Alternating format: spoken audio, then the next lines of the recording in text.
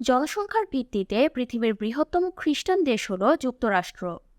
দেশটির মোট জনসংখ্যা প্রায় ৩৪ কোটি, যার মধ্যে ৩০ কোটি মানুষই জন্মসূত্রে খ্রিস্টান।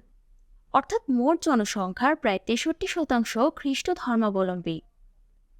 ১৬ ও ১৭ শতকে যখন ইউরোপিয়ানরা দেশটিতে কলোনি গড়ে তুলতে থাকে, তখন থেকেই খ্রিস্ট ধর্মের বিস্তার ঘটতে শুরু করে।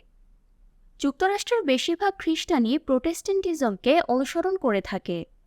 প্রোটেস্ট্যান্টবাদ ঐতিহাসিকভাবে খ্রিস্ট ধর্মের সবচেয়ে বিশিষ্ট রূপ। তবে দেশটিতে ধীরে ধীরে এই মতাদর্শের বিস্তৃতি কমছে।